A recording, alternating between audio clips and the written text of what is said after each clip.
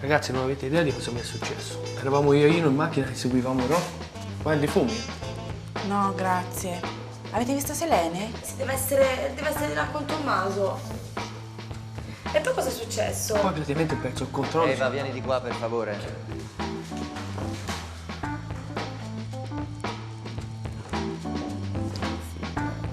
Stavo sapere che era attorno a gennaio. Dai, mettiti sul divano che ti faccio 2 foto.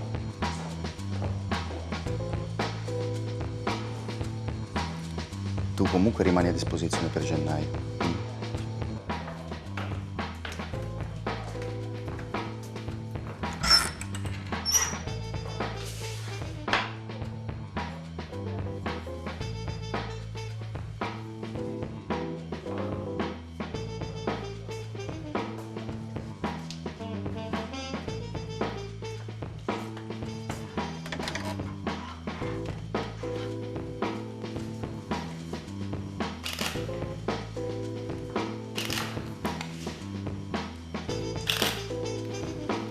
Sdraiati.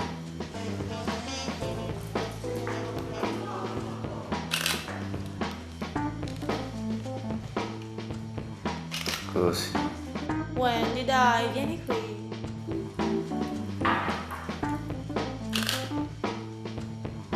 Guarda.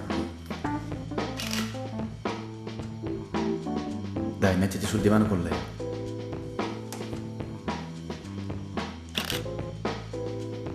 Rocco, unisciti a loro. Fammi vedere di che stoffa sei fatto.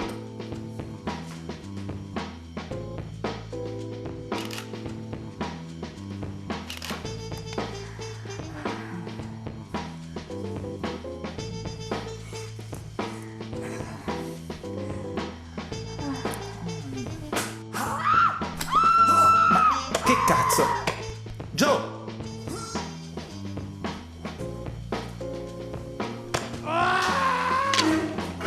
Rocco! Ma dove sono gli altri? Sono di là, li ho sentiti gridare.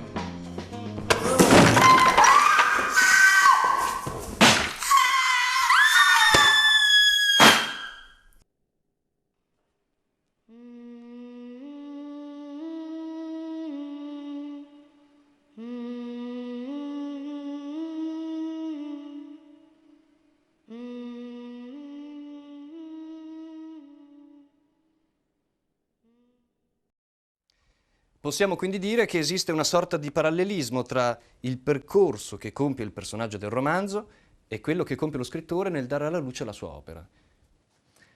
È noto che un buon approccio alla scrittura presuppone che ciò che raccontiamo tragga ispirazione dal proprio vissuto.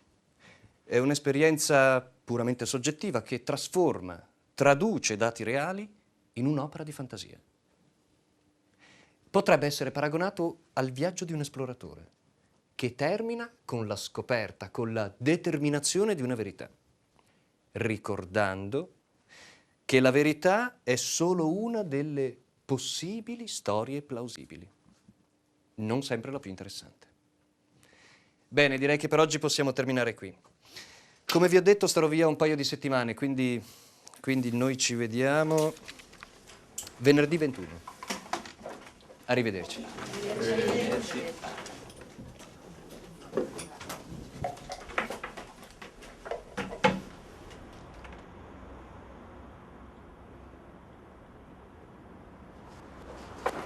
Signor Casoban, posso farle una domanda? Certo, dimmi.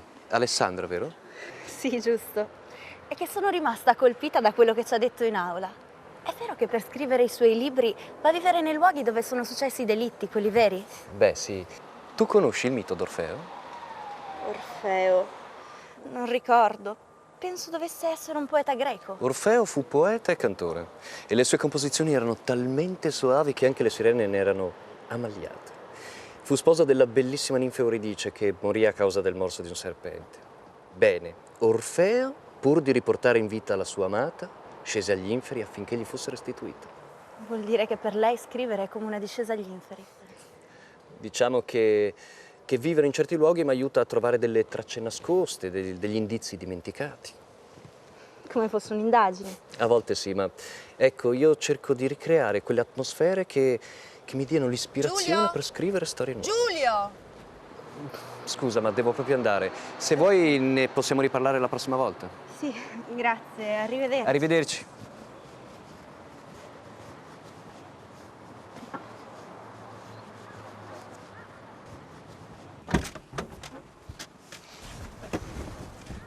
Ciao, amore. Ciao.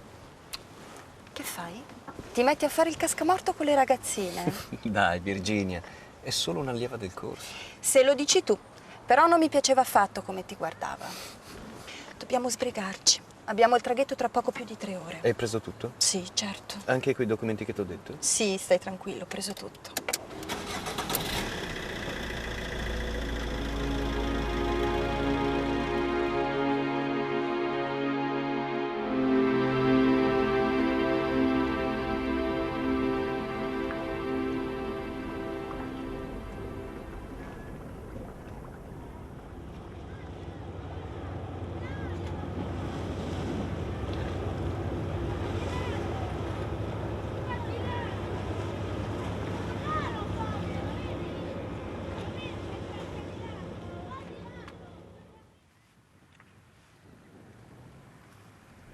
Questa è una bella zona dell'isola, anche se poco frequentata.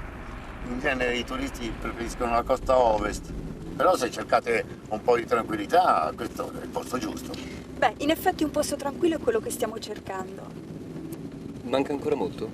No, siamo quasi arrivati.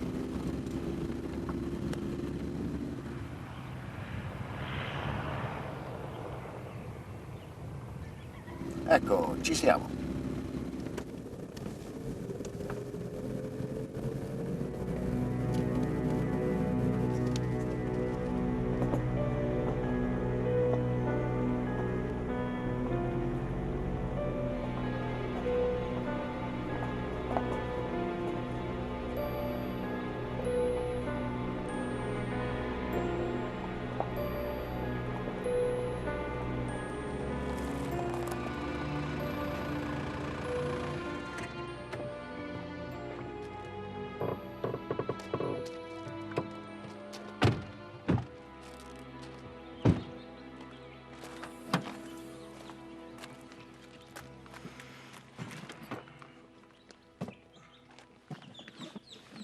Quella la dia a me, Anton.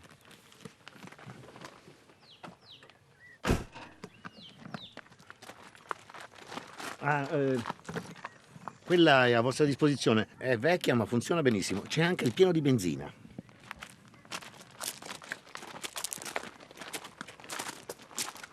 Allora, cosa ne pensi? Sarà perfetto per noi.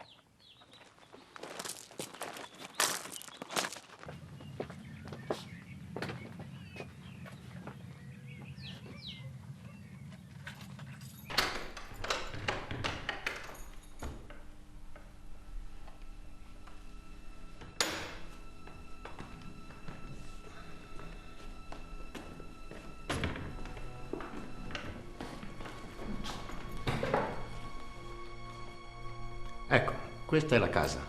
Penso che la troverete abbastanza confortevole. Come vedete, la sala è bella grande.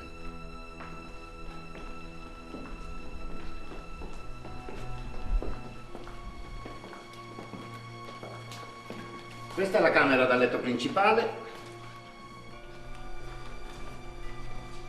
Da questa parte i servizi.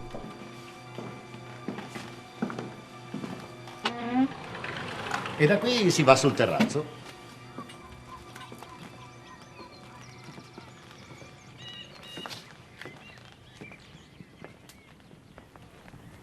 Beh, per quanto riguarda il panorama, giudicate voi. Sapete, sono più di 10 anni che la proprietà è affidata all'agenzia. Questa è la prima volta che l'affittiamo dopo l'incidente di 2 anni fa. Ma so che non sono fatti miei. Mi avete detto che siete informati sulle cose. Ma se mi posso permettere, siete sicuri di questa casa? Accidenti, ragazzi, è tardissimo, sono in terribile ritardo. Vi lascio le chiavi della casa e le chiavi della macchina. E per qualunque cosa avete bisogno, avete il numero dell'agenzia. Grazie, ma credo che non avremo bisogno di nulla. Bene, buon proseguimento. Arrivederci, Antonio.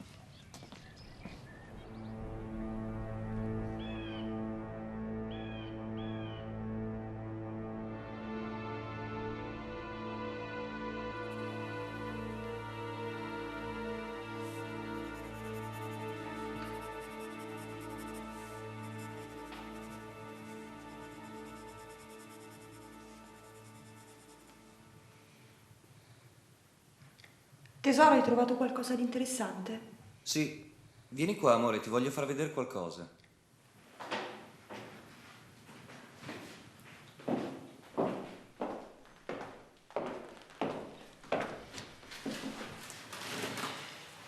Ferragosto di sangue. Nella villa di Pontecchio 7 persone brutalmente uccise. Una festa tra ragazzi finita in tragedia. Uccisi dalla mano di un folle. Questi dovrebbero essere alcuni dei ragazzi uccisi. E questo è lui, il mostro di Pontecchio, Giovanni De Votis, unico sopravvissuto a quella notte. Condannato all'ergastolo nel manicomio criminale di Bagnaia. De Votis, affetto da una grave malattia mentale.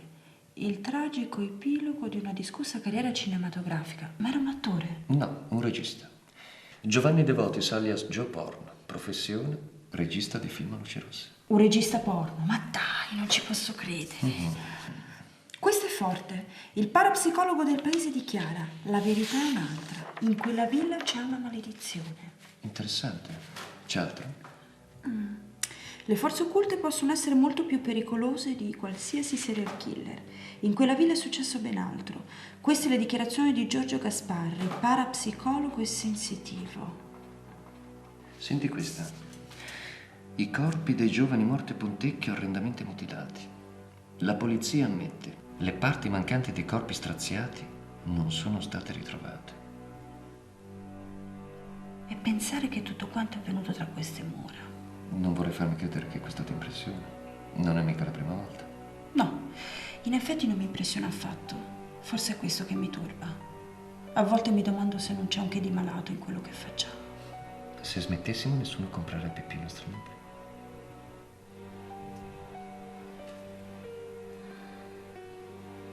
Che brutto destino, però. Erano tutti così giovani.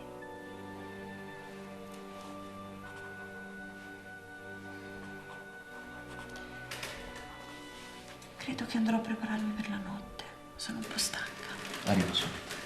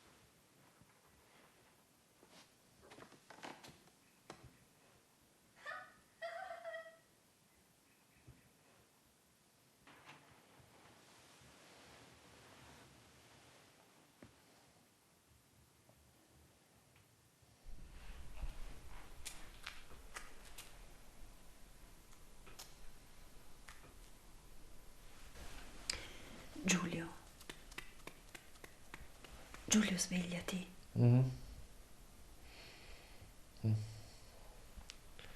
Cosa c'è? Da che ore sono? Ascolta, Cosa?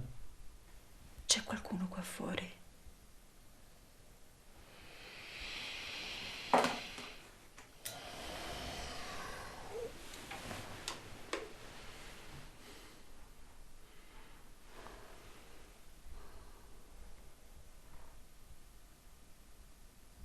Io non sento niente. Sarà qualche animale notturno. Dormi ora.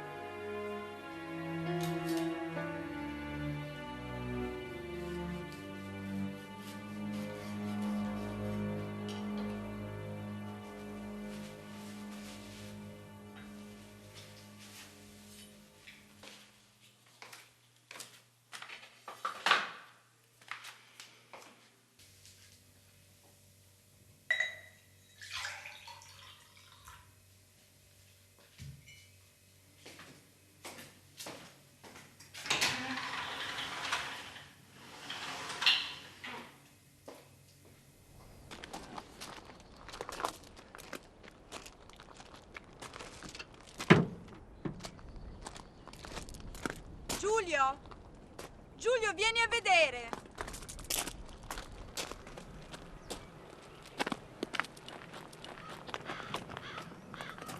Cosa c'è?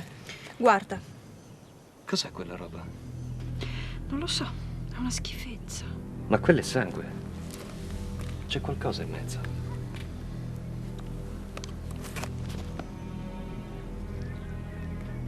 Capelli e conchiglie. Ma da dove cazzo arriva sta schifezza? Te lo dicevo che stanotte c'era qualcuno qua fuori. Chi vuoi che venga fin quassù e soprattutto di notte? Forse sono i resti di qualche animale. Giulio, fai sparire quella roba. Non fare la schizzinosa, non è niente. Giulio, per cortesia, fai sparire quella schifezza. Ok, come vuoi.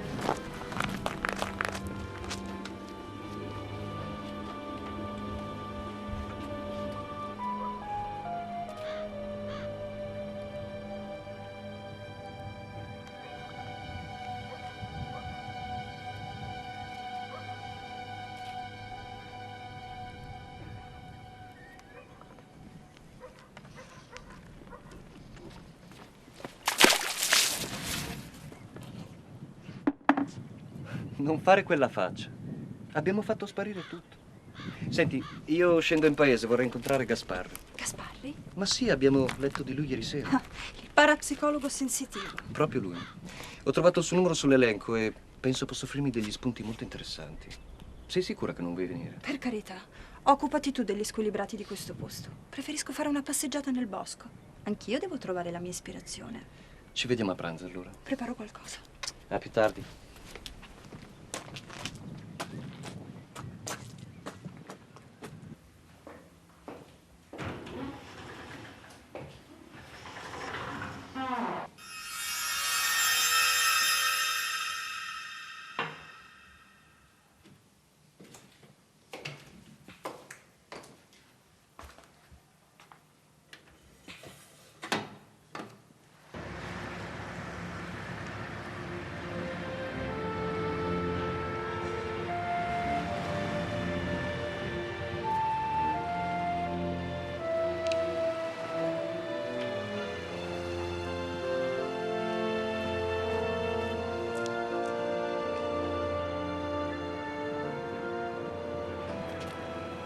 Buongiorno, mi scusi, sa dirmi dove trovo lo studio del professor Gasparri, il parapsicologo?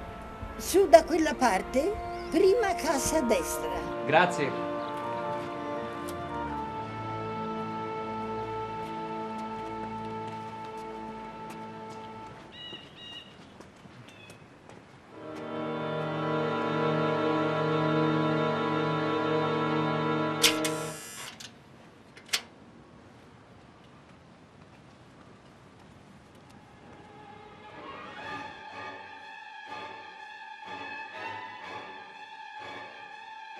Buongiorno, signor Casabon. Buongiorno. Le piace Stravinsky? Ah, io adoro questa musica. Prego, si accomodi. Sono molto felice di conoscerla. Io ho letto tutti i suoi libri, sa? Si può dire che io sia un suo fan. Trovo che il suo lavoro sia estremamente brillante. La ringrazio per il complimento e anche per avermi ricevuto subito. Allora, signor Casabon, qual buon vento la porta su quest'isola nel cuore del Mediterraneo? Come l'ho accennata per telefono, sono qui per scrivere un nuovo romanzo. Alloggio con la mia compagna a Pontecchio, nella villa. So che lei ha rilasciato molte interviste su quei delitti. Sì, ho parlato con alcuni giornalisti. Bene. Allora lo dica anche a me. Cosa è successo veramente quella notte? Cosa successe quella notte? Quella notte. Lei fuma, signor Casabon? No, grazie, ho smesso. La prego. Quella casa. Tutti in paese ne stanno lontani. Alcuni cacciatori hanno fatto strani incontri là attorno. E poi c'è la vicenda delle ragazze scomparse. Pochi se la ricordano. Le ragazze scomparse? Mm-hmm.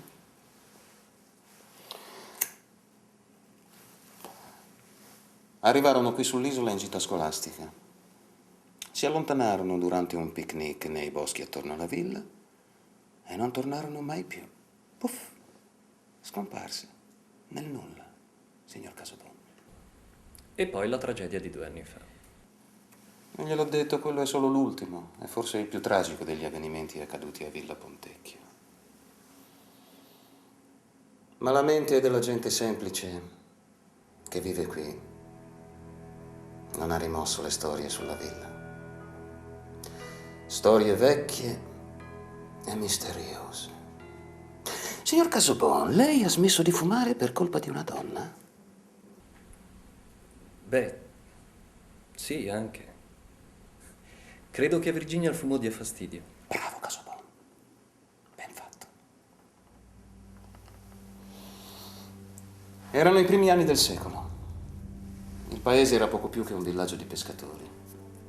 Fu una notte d'inverno quella in cui lui arrivò. Arrivò da un paese lontano, probabilmente dall'est Europa. Il suo nome era Costantino Capopillos ed era un medico. Ben presto lo soprannominarono Dottor K. Semplificazione comprensibile. Sa, gli isolani non sono molto portati per le lingue. Il dottore aveva una figlia di nome Clorinda, una ragazza bellissima di 15 anni. Andarono a vivere insieme, poco fuori dal paese, in una vecchia casa contadina sulla collina di Pontecchio. La villa. In paese tutti si affezionarono subito ai due. Ma la sventura è cieca e spesso si abbatte anche sugli spiriti più nobili. Fu così che un brutto giorno la povera Clorinda fu colpita da una malattia incurabile. I tentativi del dottore per salvare la figlia furono vani. Fu uno strazio per tutto il paese, ma nella mente del dottore il dolore si trasformò in cupa disperazione e poi in tragica follia. Viveva rinchiuso sempre nella sua casa, senza mai farsi vedere in paese e rifiutando l'aiuto della gente. E poi cominciarono le sparizioni. Dapprima nel cimitero. Tombe profanate, cadaveri scomparsi. Poi in paese. Uomini, donne, giovinetti. Scomparivano nel nulla senza lasciare tracce. Sta bene, signor Casabon? La vedo scosso. Sigaretta? Sto bene, grazie, professore. Lei pensa che il dottor K fosse il responsabile di quegli avvenimenti? Capirà. Il paese era piccolo e cominciarono a girare strane voci che davano la colpa di tutto al dottore che abitava su in collina. La rabbia montava e ben presto si trasformò in ira furiosa. Una notte di agosto, una bambina di 12 anni scomparve da casa sua, a pochi chilometri da qui. Fu la goccia che fece traboccare il vaso. Gli uomini del paese brandirono bastoni, coltelli, forconi e salirono a Pontecchio. Fecero scempio del dottore e dettero la sua abitazione alle fiamme. È pazzesco. Sembra la storia di Frankenstein. Oh, sì. Sì. Ma in paese le sparizioni finirono. E così la storia fu lentamente dimenticata. Tutto ritornò alla normalità. Negli anni 60 una nuova costruzione fu edificata sulle ceneri della vecchia casa contadina, ma come lei sa, fu ancora teatro di orribili vicende. Una maledizione. Signor Casobon, mi creda, io sono stato là molte volte e lei sa di che cosa mi occupo. Io non mi faccio spaventare da quello che la gente ritiene misterioso e insondabile dalla mente umana, ma le posso giurare che quello che ho sentito in quella casa mi ha quasi ucciso, tanto era potente e malvagio.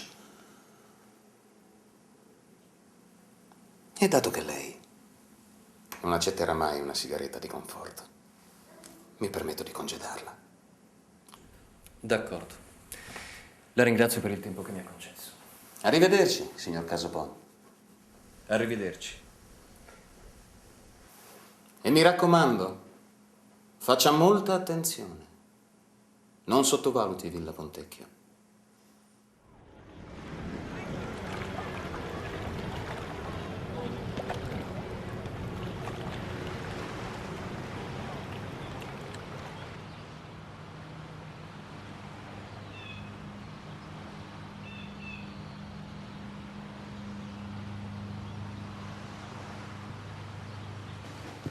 Buongiorno. Buongiorno. Mi fa un caffè, per favore? Subito.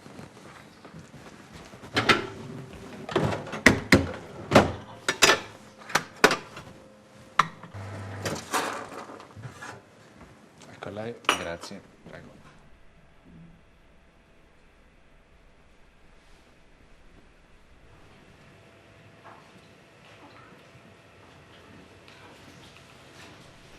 Mi scusi, Sì, mi dica.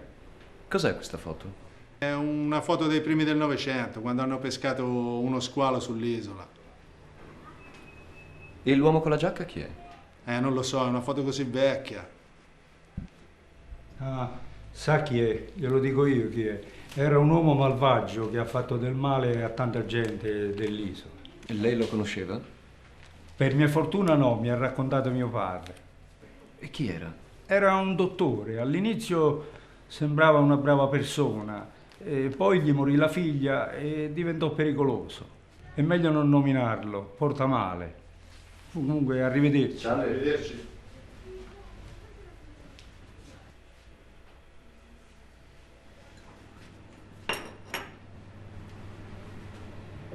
Grazie, arrivederci. Grazie a lei, arrivederci.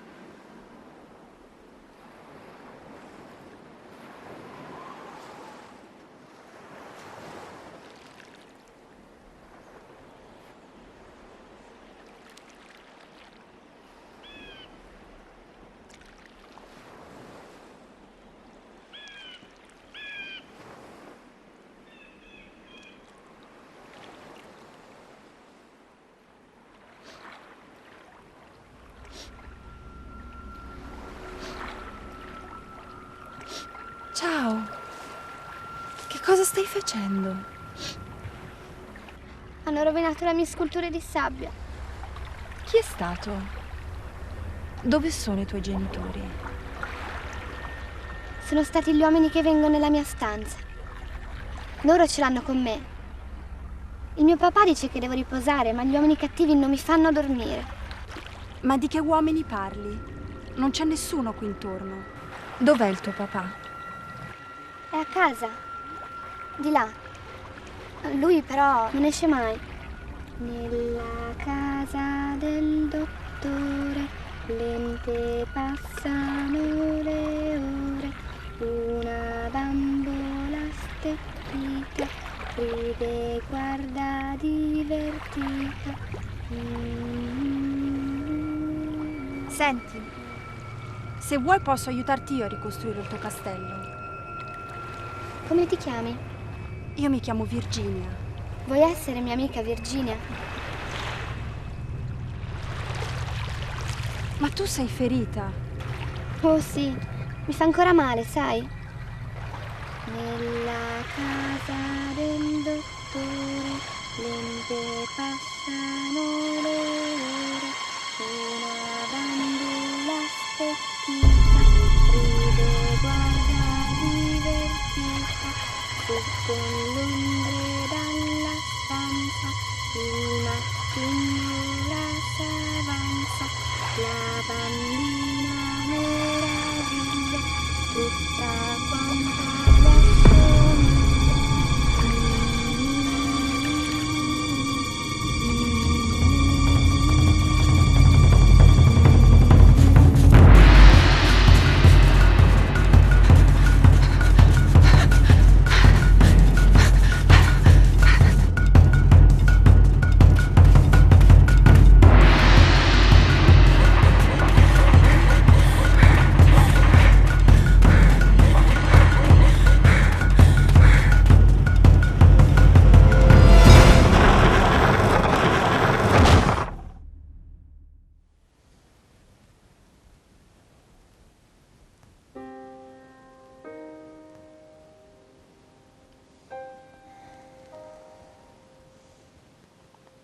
Ho rischiato di investirti, amore.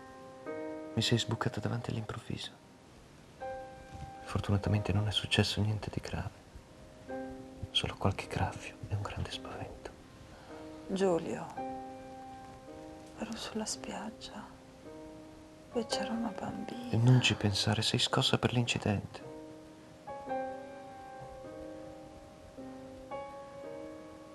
Cerca di riposare.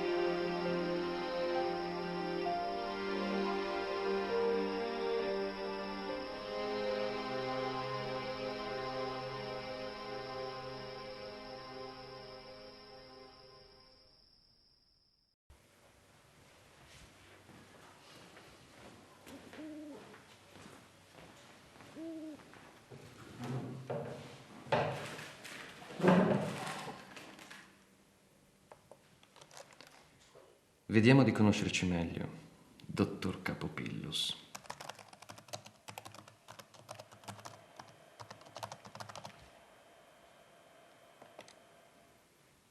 Non sei del tutto sconosciuto sulla rete, dottor K. Dunque vediamo. Morbo di Capopillus. La sindrome di Pontecchio. Decorso e cura della malattia nella figlia Clorinda. La malattia della bambina. È tutto documentato. 28 giorni dopo che la malattia si è conclamata, Clorinda non può più muovere le braccia e le gambe. La malattia ha attaccato i muscoli degli arti, atrofizzandoli in maniera irreversibile. Ormai credo non si possa far altro che intervenire chirurgicamente, sostituendo la parte malata. E cosa stavi pensando, dottor K? Virginia, sei tu? Che stai facendo?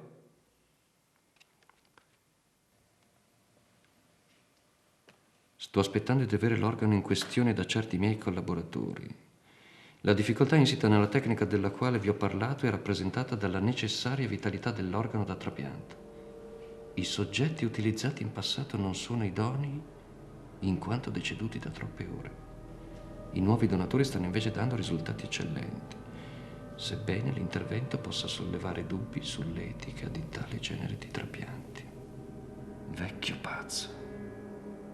Stavi usando donatori vivi.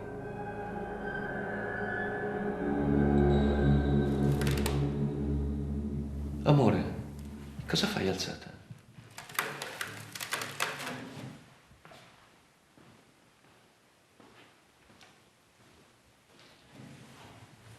Devi riposare, tesoro.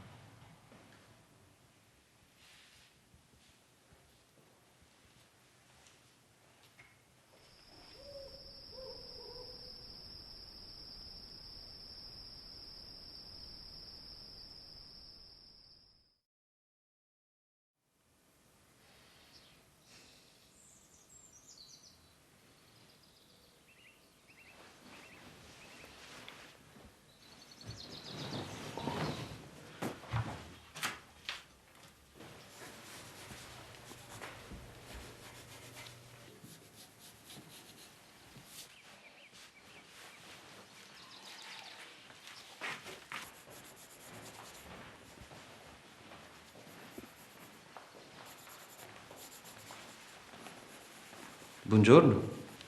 Come andiamo? Bene, direi. Hai fatto colazione? Se vuoi c'è del tè ancora caldo. Quello che ci vuole. Ti sei svegliata da molto? No, ho appena fatto colazione. Poi mi sono messa subito a disegnare. Volevo fare qualche schizzo di quello che mi è capitato ieri. Niente male. Davvero niente male. Hai già visto la foto? No? Quale foto? Questa.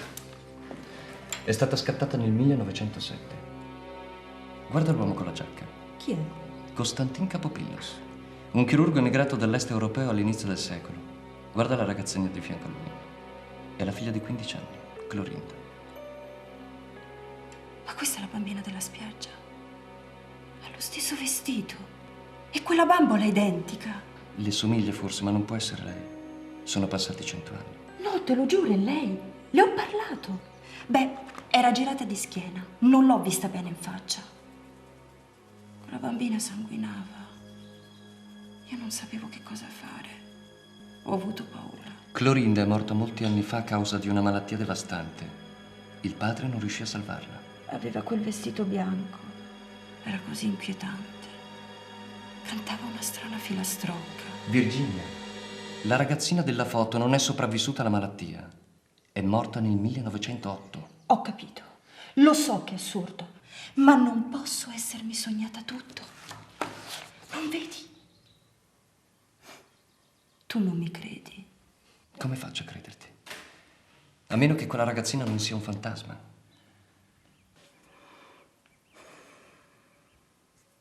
Forse hai ragione. Mi sto facendo suggestionare. Ma è che sono così stanca. Non voglio che tu ti stanchi. Beh, non ho concluso molto da quando siamo qui. Non importa, non ti preoccupare del lavoro. Perché non esci? Ti farebbe bene. È una bellissima giornata di sole, sai? Sì, andrò a fare una passeggiata. Credo che mi farà bene. Lo scirocco è il vento giusto per un'isola, caldo e umido, profumato, ma scorbutico, perché porta le nuvole del temporale, le trascina veloci e non consente la pioggia. L'aria rimane così vaga, impregnata di umori, in attesa di un cambiamento. Quando c'è scirocco, c'è solo lui, protagonista assoluto di un disagio, portatore di stanchezze latenti, di pigrizie e lascivie. Erano scomparse tanti anni prima, in una calda giornata estiva. Le due ragazze si erano inoltrate nel bosco, allontanandosi dalle campane. Forse un gioco. Il richiamo della natura in una calda giornata di scirocco.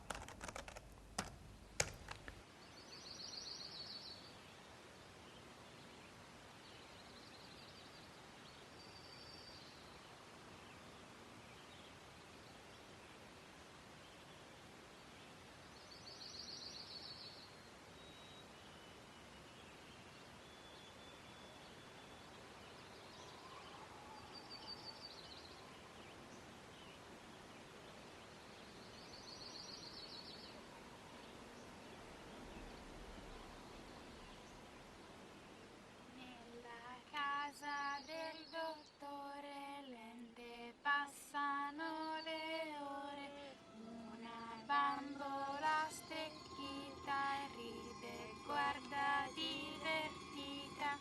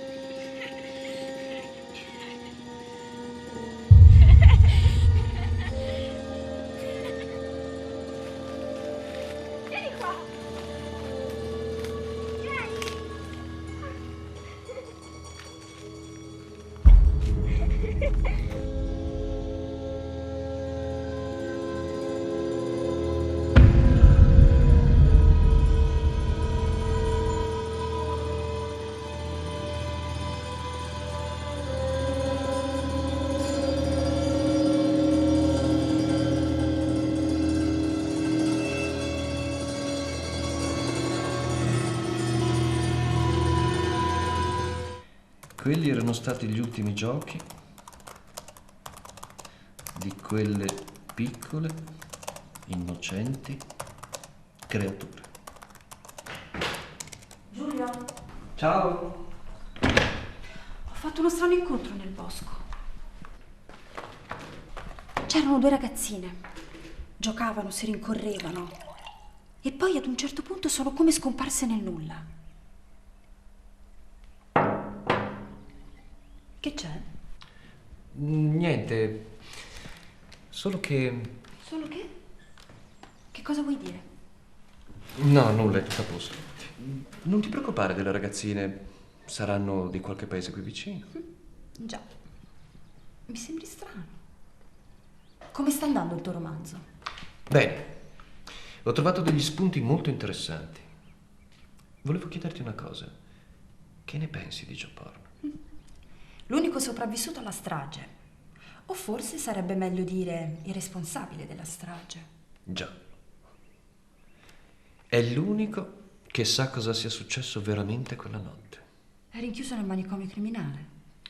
Nella casa di cura di Bagnaia, a pochi chilometri da qui, proprio su quest'isola. Non avrà intenzione di andare da lui. E ad ogni modo non ce lo faranno mai incontrare. Il direttore dell'ospedale si chiama Virgili. Ho il numero in agenda. Il nostro agente ci farà avere un permesso. Hai pensato veramente a tutto, come sempre. È il nostro mestiere.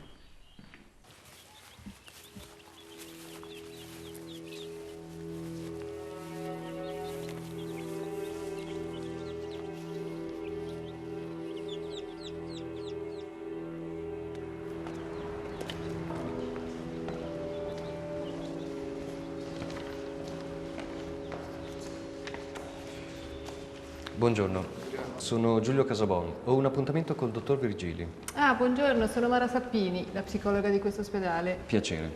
Lei è la mia compagna, Virginia Mori. Piacere. Molto piacere.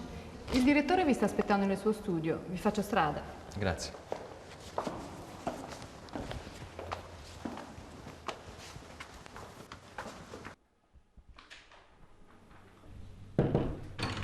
Direttore, i miei ospiti sono arrivati.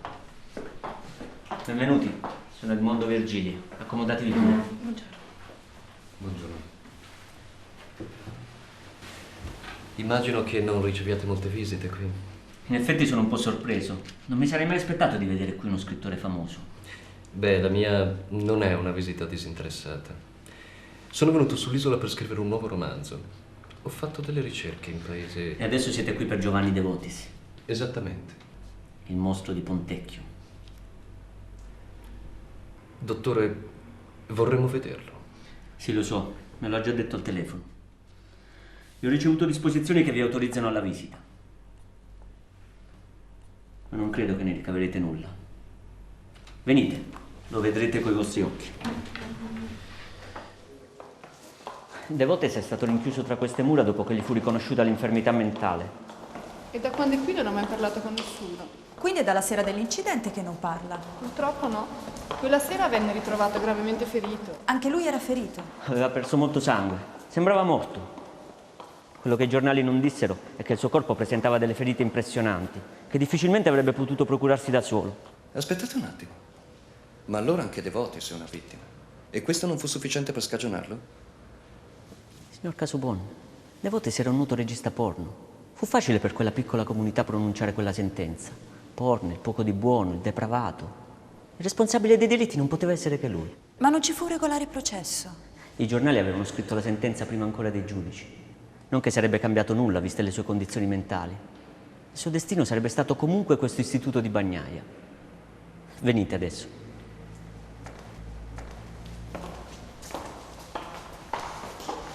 Dopo quella notte è diventato praticamente un vegetale, se non fosse per una spiccata tendenza all'autolesionismo. Spesso siamo costretti a legarlo per evitare che possa farsi male.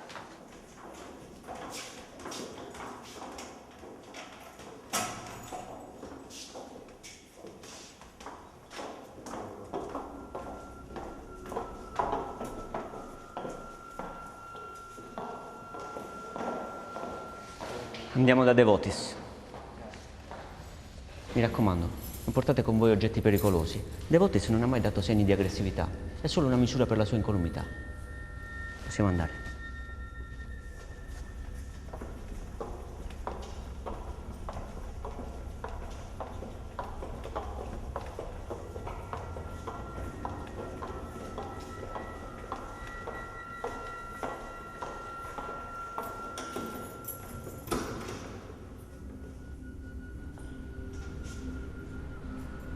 Salve Giovanni, sono il dottor Virgili. Con me c'è la dottoressa Sappini e due persone che non conosci. Giovanni, queste persone sono venute per trovare te. Avvicinatevi. Ciao Giovanni, mi chiamo Giulio Casobon e sono un amico. Mi senti? Vuoi parlarmi? Giovanni, sono uno scrittore. Sto lavorando a un nuovo romanzo con la mia compagna. Giovanni, noi abitiamo in Villa Pontecchio. Perché non ci racconti che cosa è successo? Giovanni, noi sappiamo che è successo qualche cosa alla villa. Ve l'avevo detto, è tutto inutile.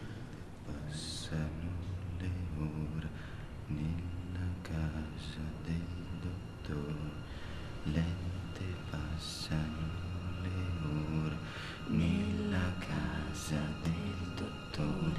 Lente passano le ore. Una bambola stecchita ride e guarda divertita. Era velocissimo. Non riuscivo quasi a vederla. Gli occhi avevano una luce maligna.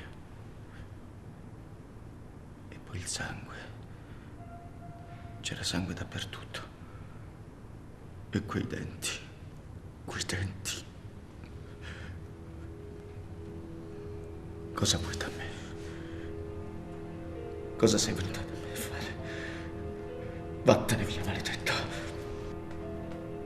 Sei una bambina maledetta.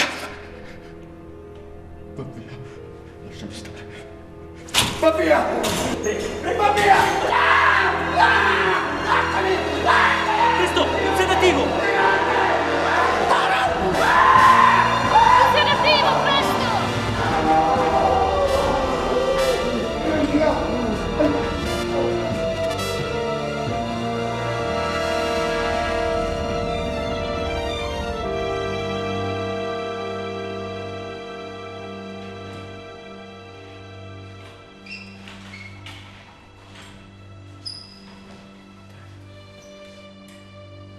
Uscite! Non c'è più niente da fare qui.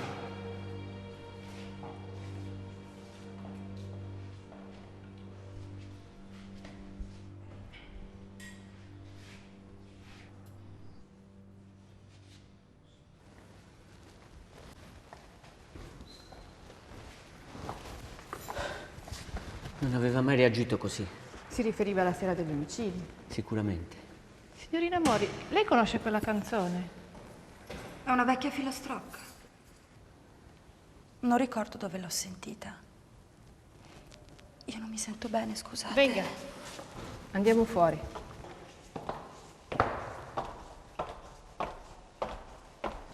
Non aveva mai reagito così. È una vera e propria anomalia clinica. Nella mia carriera è la prima volta che mi capita un simile caso. Sono rimasto molto colpito anch'io. Sarei davvero interessato a saperne di più. Dottore, ecco, io avrei un'idea. Lei che ne direbbe di portare Giovanni De Votis a Pontecchio? Indubbiamente sarebbe interessante da un punto di vista clinico. Potrebbe essere però rischioso per la salute mentale di Giovanni. Sarebbe un'esperienza preziosissima per il mio lavoro. E poi potrei citare questo esperimento nel romanzo. E lei, naturalmente. Non lo so, mi ci lasci pensare. Mi lascia il suo telefono.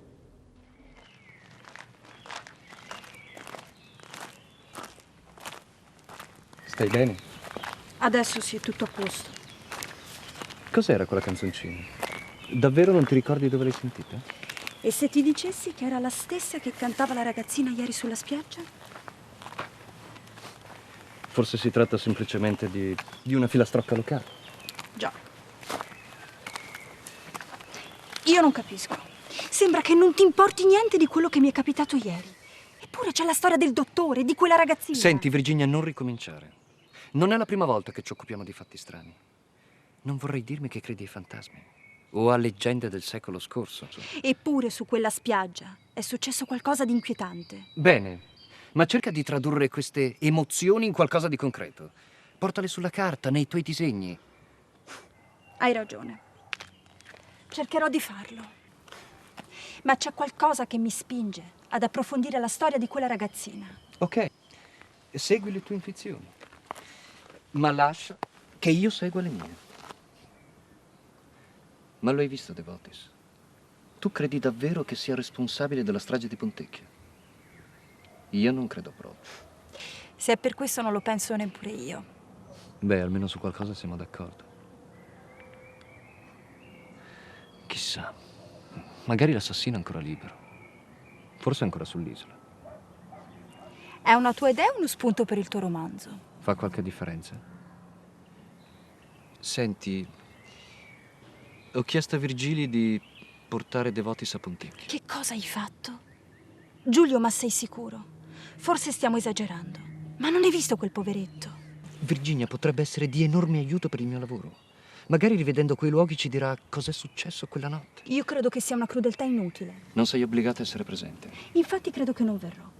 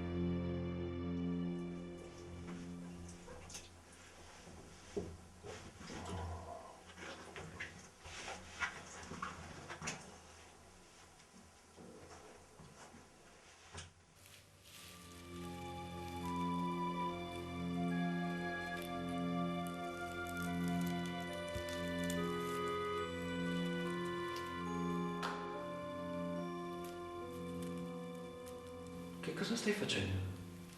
Ho trovato questa sotto la finestra. Mi era parso di sentire dei rumori e sono uscita fuori a vedere. Mi sembrano alghe. E Posidonia? Ce n'è tantissima nel Mediterraneo. Già. Ma come ha fatto ad arrivare fin qui? Chissà. Forse il vento?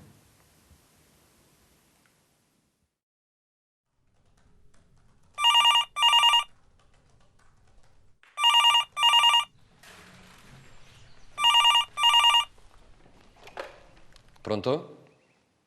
Sì, sono io. Buongiorno, dottore. Sì? Perfetto. Non credevo si potesse fare così in fretta. Io non so davvero come ringraziarla, dottore. No, Virginia non c'è, è scesa in paese, ma ecco, non credo che assisterà. Va bene. Allora più tardi. Grazie.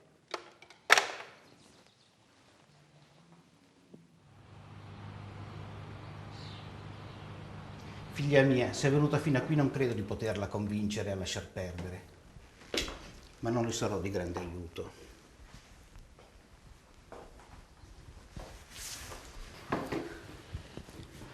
Credo che in paese non lo sappia nessuno. La bambina morì di un male incurabile.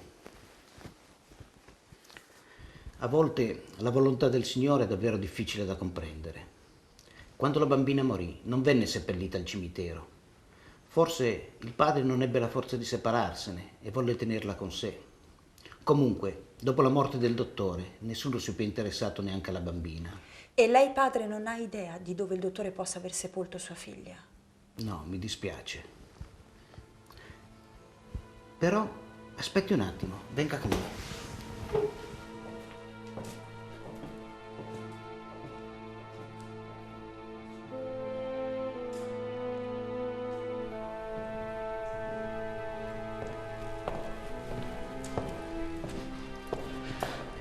Vediamo un po'.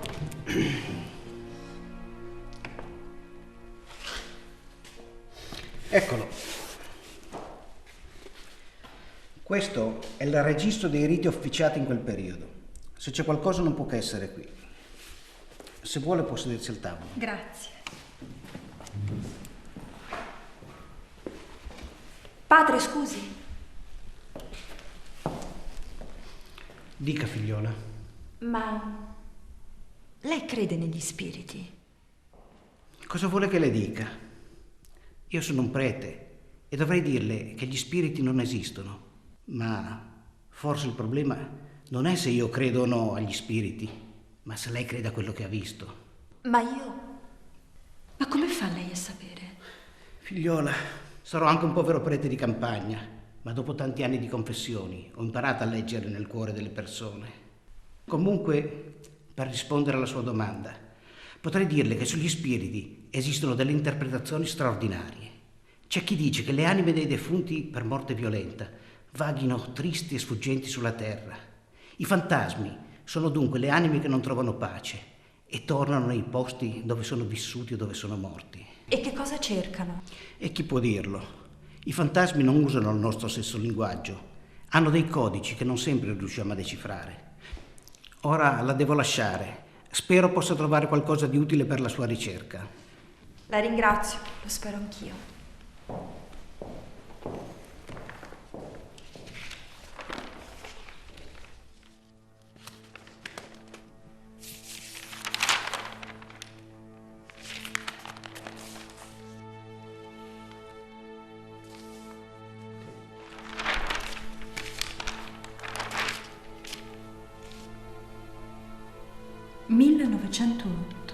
Clorinda Capopillos, 28 febbraio, sepoltura privata. Ma non ci sono altre informazioni, non è possibile. Per gli altri c'è anche il luogo di sepoltura. Chi era il prete che ha ufficiato? Padre Antonio Manzi.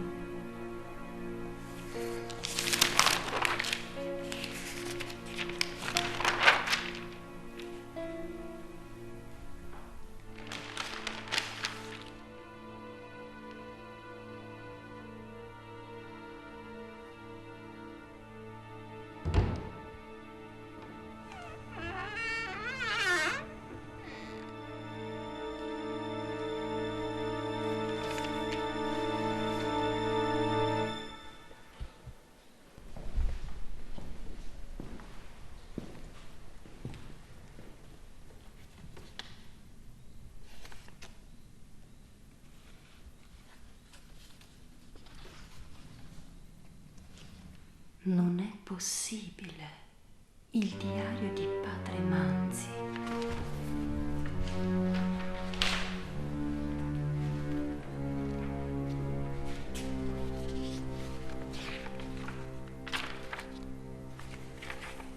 Venerdì 28 febbraio 1908. Giornata fredda con vento e pioggia intensa. Alle ore 9 arrivo alla cappella del dottor Capopillos per la sepoltura della figlia Clorinda. Da casa sua ci siamo diretti verso la spiaggia e io l'ho seguito con difficoltà. Qui, nascosto tra le rocce, c'è l'ingresso della tomba.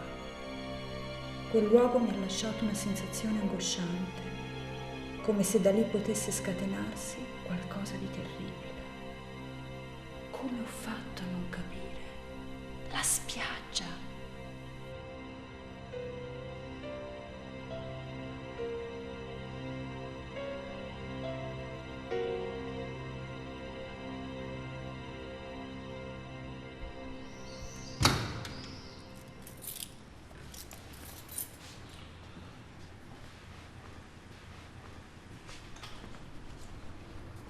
Giovanni, alzati.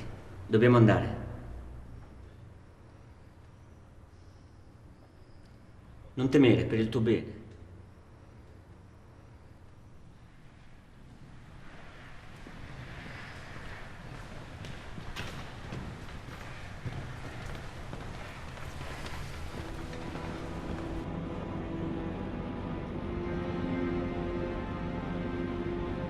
I fantasmi non usano il nostro stesso linguaggio. Hanno dei codici che non sempre riusciamo a decifrare. Il mio papà dice che devo riposare, ma gli uomini cattivi non mi fanno dormire. Ma quello è sangue. C'è qualcosa in mezzo. E Poseidone? Ce n'è tantissima nel Mediterraneo. Dov'è il tuo papà? È a casa. Di là. Qui, nascosto tra le rocce, c'è l'ingresso della tomba.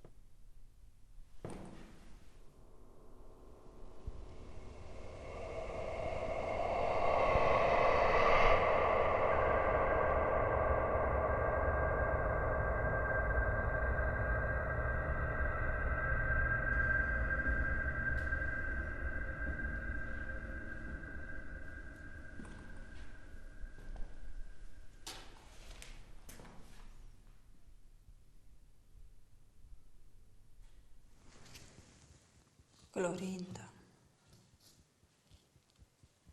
ti ho trovata finalmente.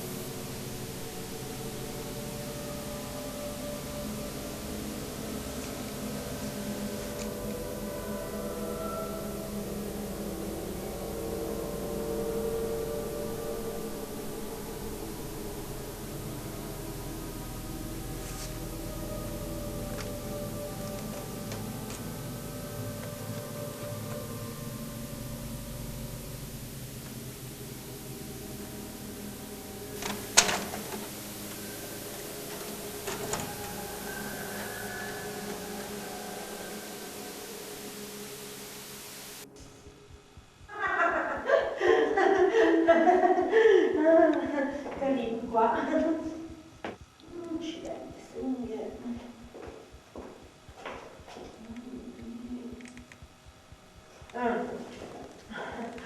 Clorinda.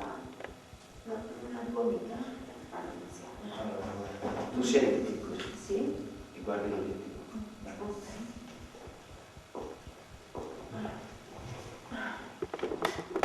Bene qui? Comincia a spogliarti lentamente.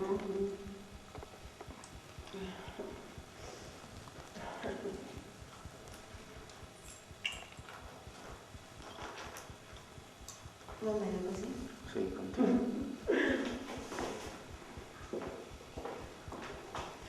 Ti piace? Ho detto siediti. Ok. Sei un duro tu, Mi piace. Stai zitta. Ok, il regista, come vuoi tu. Mi stai eccitando, porco. Dai, allora scappami.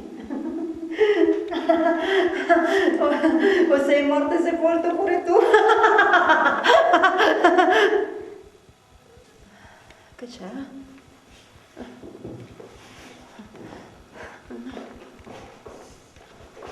No, lasciami! Cosa vuoi? Lasciami!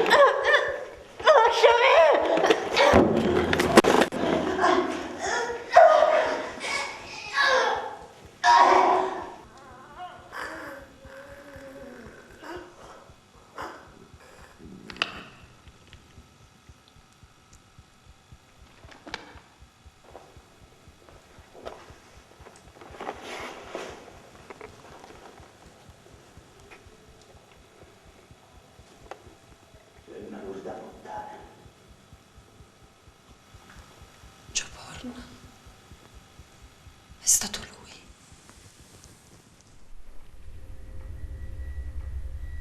Adesso sei tranquillo e completamente rilassato. Quando conterò fino a 3, ti sveglierai e non ricorderai più nulla. Adesso comincerò a farti alcune domande e tu potrai rispondermi.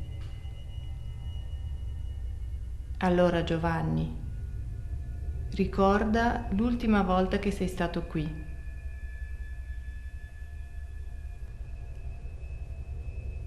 C'era una festa.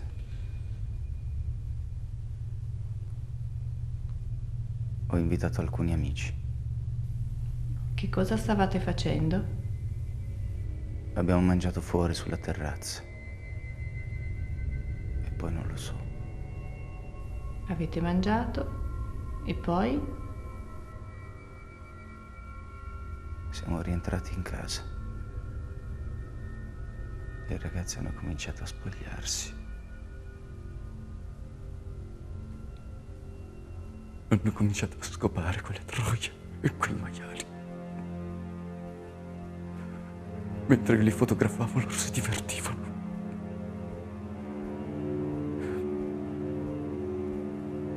Io ero triste. Perché eri triste? Perché non mi divertivo. Perché non mi diverto. Io gli volevo bene a tutti. Loro continuavano a divertirsi, a ridere. Io ho cominciato a giocare con loro.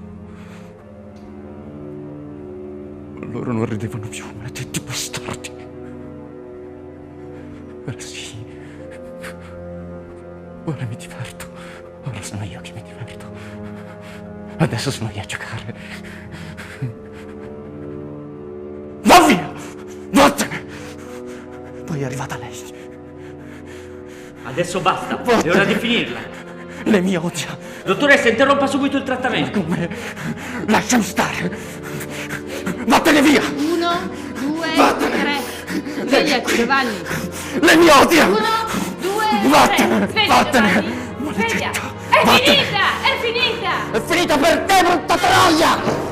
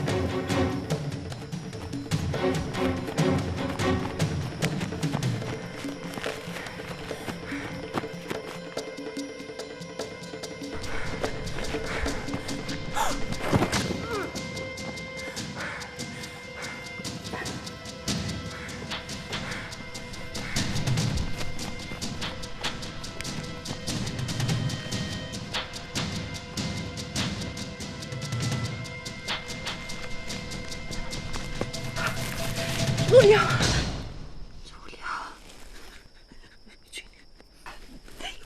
Mio Dio! Virginia, porco. È stato lui. Lo so, amore. Ci sono io ora, non ti preoccupare. Non riesco a fermare il sangue. Oh, Virginia. Ricordi di Orfeo? Questa volta sono sceso all'inferno. Verrai a riprendermi. Amore, no! Giulia, amore!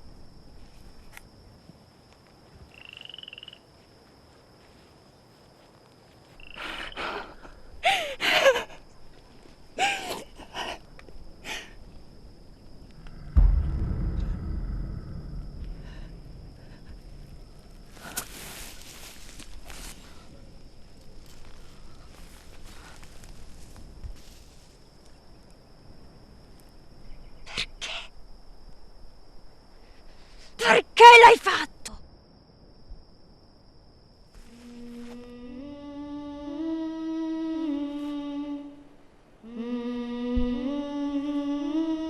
Dove sei?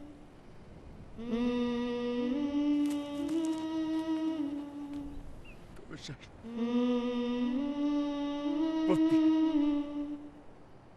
Va via! Vattene! Vattene, maledetta, lasciami stare, va via! Nella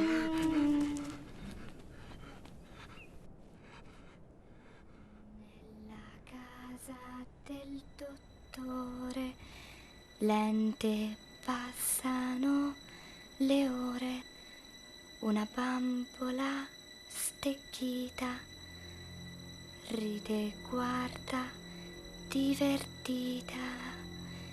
Nella casa del dottore lente passano le ore, una bambola stecchita ride, guarda, divertita. Nella casa del dottore lente passano le ore, una bambola stecchita ride, guarda, divertita.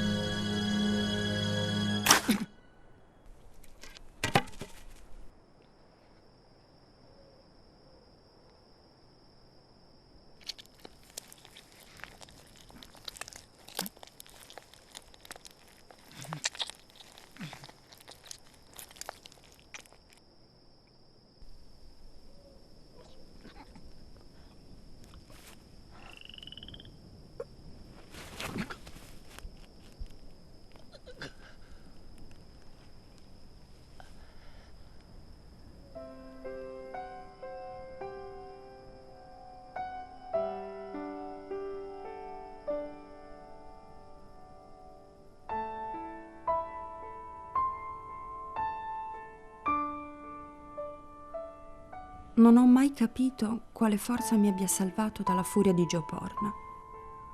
Voglio solo credere che lo spirito di Clorinda sia ora tornato al suo eterno riposo, accanto a quello del padre, un uomo amorevole e disperato, che l'ignoranza e la superstizione di tutto un paese hanno condannato a una morte orribile. Mi mette la firma qui, per favore. Certo. Ecco. Grazie. Può dedicarlo a Carlotta, per favore? A Carlotta, con affetto. Ecco. Grazie. Grazie a lei. Posso avere una dedica? Sono una sua grande ammiratrice. Certo. Ma come riesce a inventare delle storie così coinvolgenti? Sembra che abbia vissuto davvero quello che scrive. Beh, in un certo senso. Non vedo l'ora che esca il suo prossimo romanzo. Credo che mi riposerò un po'. È un lavoro molto stancante, sa?